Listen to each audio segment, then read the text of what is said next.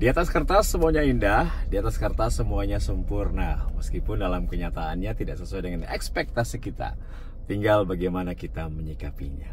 Gila, gue kangen banget dengan kalimat itu. Itu biasanya pembuka acara di atas kertas. Sudah lama ya, di atas kertas gak tayang di T10 TV. Sun. Oke, ini gue lagi ngambil rapot anak gue habis olahraga. Ibunya sih yang ngambil. Gue di mobil. Gue ngebahas mengenai perjuangan timnas atau tim Indonesia U17, tim Garuda Muda yang kemarin meyakinkan banget di Piala Asia U17. Hanya saja memang sayang endingnya kurang bagus, tapi nggak apa-apa. Jadi ini sebuah pembelajaran yang yang besar banget bagi anak-anak muda ini, adik-adik ini, untuk nanti bisa tampil di Piala Dunia di bulan November nanti. Jadi kalau melihat perjalanan Evandra Florasta dan kawan-kawan ini memang meyakinkan. Mengalahkan Korea Selatan dengan skor 1-0, mengalahkan Yaman dengan skor 4-1, dan mengalahkan Afghanistan dengan skor 2-0. Ini langkah yang bagus. Orang semua tidak menyangka Indonesia akan menjadi juara grup C. Mereka akan selalu berpikir, dan bahkan sang pelatih, gue rasa PSSI juga berpikir kita akan lolos sebagai runner up di bawah Korea Selatan. Ternyata kita mampu mengalahkan Korea Selatan, dan kenyataannya Indonesia juara grup, runner up grupnya adalah Korea Selatan. Nah, kalau melihat dari permainan sih memang sangat meyakinkan di dua pertandingan awal ya. Percaya diri, nothing tulus menghadapi Korea Selatan, defense-nya rapi. Memang hampir 90 menit kita diserang terus, hanya beberapa kali mendapatkan peluang. Tapi begitu mendapatkan peluang, mampu dimanfaatkan dengan baik. Penalti dan gol, menang.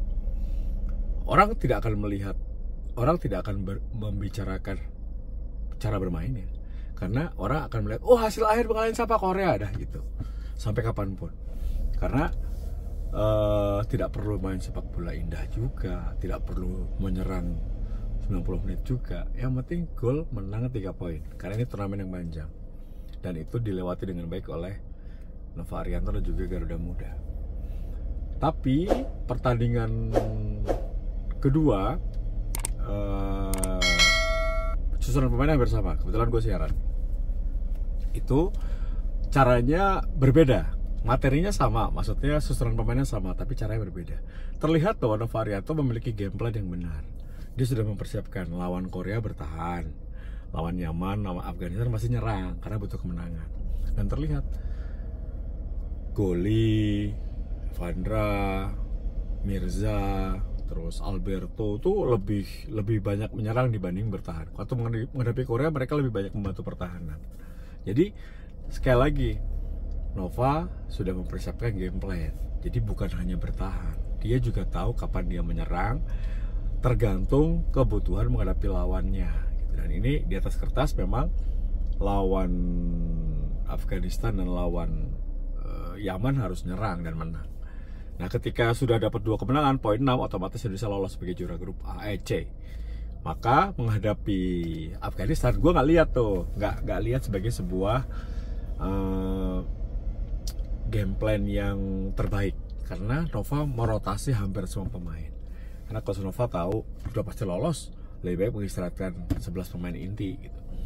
Tapi ternyata dia mencoba untuk melakukan rotasi, hampir semua pemain diganti, dan memang deadlock. Akhirnya ketika Alberto dimasukkan, Gol dimasukkan, baru gol.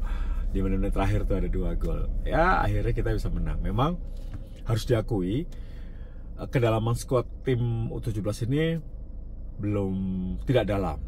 Jadi jarak antara pemain asing, pemain inti dengan pemain cadangan jauh. Jadi memang tidak setiap posisi tidak ada pelapis yang setara. Jadi ini mungkin PR yang kedepannya harus dirubah.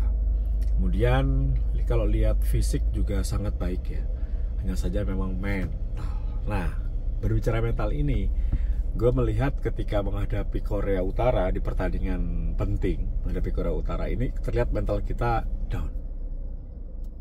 Ketika menghadapi Korea Utara. Nah, ini Korea juga pintar juga, dia menghindari Indonesia dengan bermain imbang, menghindari Korea Selatan. Jadi dia main imbang 2-2 menghadapi Oman di pertandingan terakhir grup D, sehingga mereka menjadi runner up grup ketemu Indonesia. Kalau mereka juara grup, mereka menang dan mereka juara grup, mereka ketemu Korea Selatan. Mereka berpikir belum waktunya menghadapi Korea Selatan itu. Mereka berpikir Indonesia lebih lemah daripada Korea Selatan, sehingga mereka hanya main imbang 2-2 menghadapi Oman. Sah lah. Nggak curang, itu taktik bagian dari strategi. Yang penting tidak main sepak bola gajah. Itu sah. Itu bagaimana mereka mengatur strategi supaya menghadapi lawan yang lebih mudah, sehingga berpikir lolos ke fase yang lebih tinggi. Dan mereka berhasil. Menghadapi Indonesia, mereka sudah siap, tahu betul bagaimana melumpuhkan Indonesia. Melumpuhkan Indonesia adalah menekan Indonesia dan juga mematahkan sayap-sayap Indonesia. Goli dan Alberto nggak bisa apa-apa. Evandra dimatikan, selesai.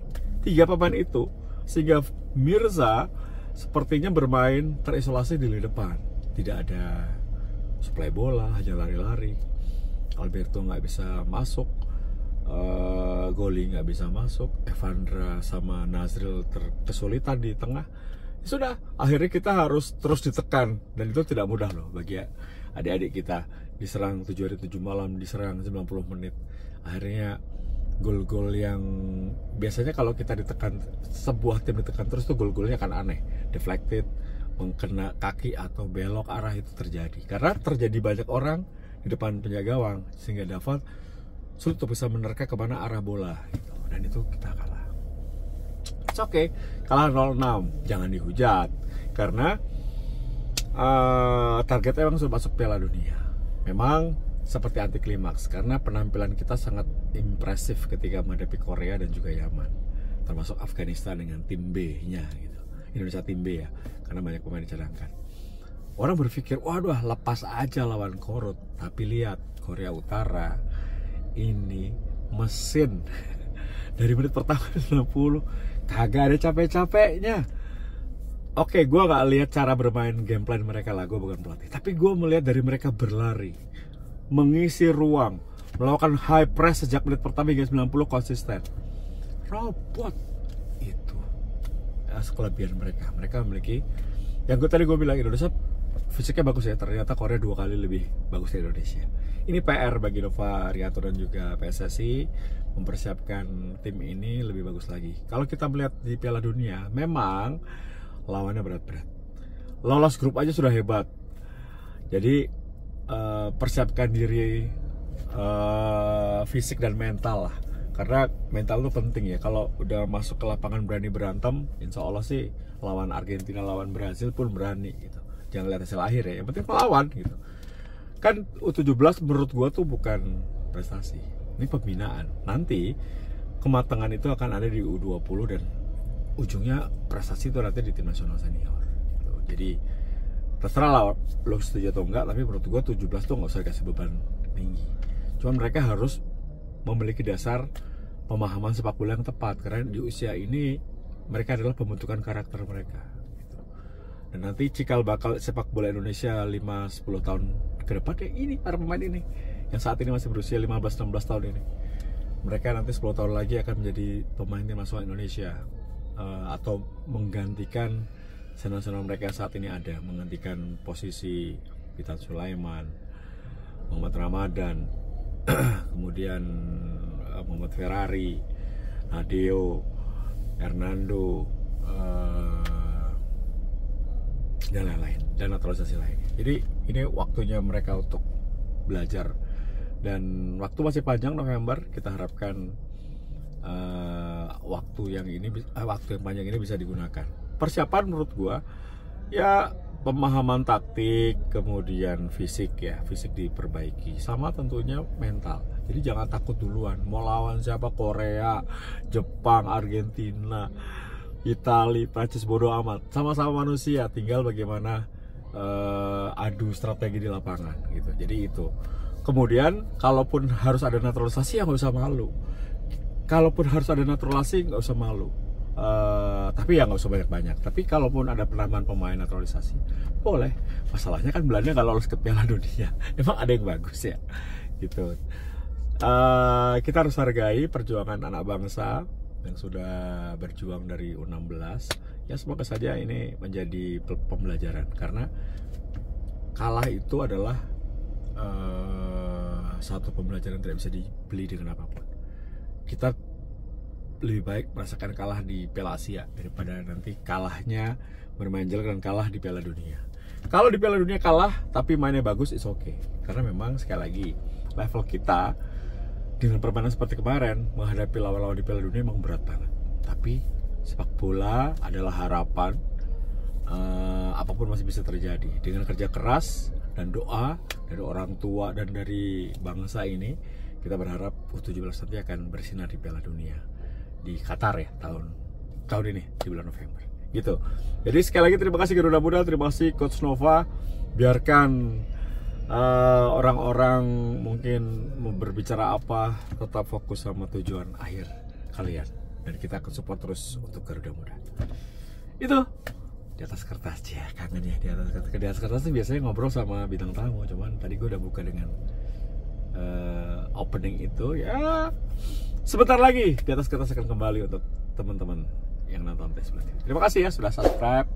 Jangan lupa nyalakan notifikasi lonceng dan share videonya kemana-mana. Jangan lupa komen bagi Anda atau teman-teman yang ingin komen mengenai U17. Oke, Tio Nugroho, sign out. Bye.